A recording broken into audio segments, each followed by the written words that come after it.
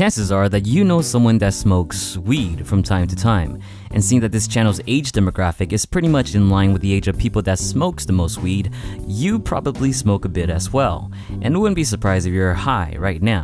But what happens when you mix a little bit of that THC with your workouts? What happens when you work out high? For those of you that don't know much about marijuana, the most important substance in it is tetrahydrocannabinol, aka THC.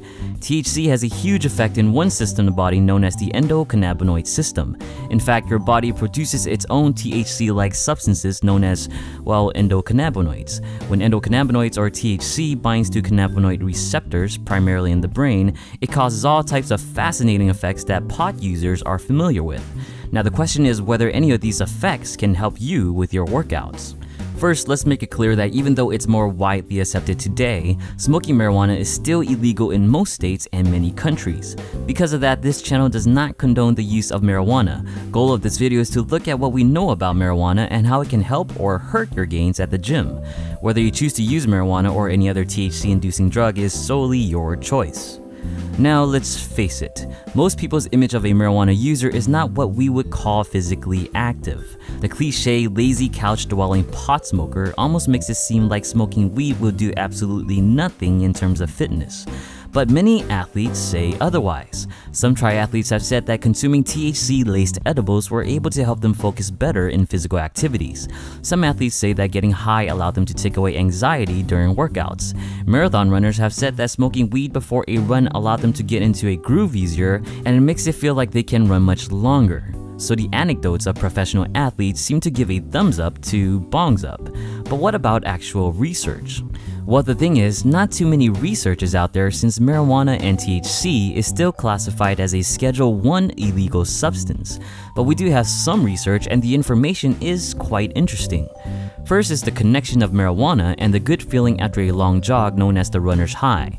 It was long believed that runner's high came from the release of beta endorphins, but now studies say that's not true since endorphins cannot reach the brain. Instead, it's most likely from endocannabinoids, which can reach the brain. Since marijuana's THC share the same effects as endocannabinoids, it can be possible to increase the sensation of a runner's high if you smoke a bit before you run. Not exactly improving performance, but at least improve the enjoyment of exercise. As far as improving performance, unfortunately, it seems that all studies are pointing to zero. In terms of power output, studies have found that when performing a cycling test at maximal effort, smoking marijuana caused subjects to exhaust faster. Another study showed a placebo beat out marijuana in an endurance test. They even found that smokers routinely had an elevated heart rate and blood pressure. This can be discomforting and problematic for people at risk for coronary heart disease. And even though, yes, smoking marijuana can reduce stress and pain sensations, which can even help you push through a few more reps, this can pose as a huge risk. Since many of the early indicators of injury from physical activity is discomfort and joint pain, smokers might not be able to timely identify pain injury signals before it's too late. And THC is also a psychoactive drug that can impair coordination and slow down reaction time. A study found that smoking 17 milligrams of THC caused users to run into walls more frequently and took longer to complete a virtual maze test.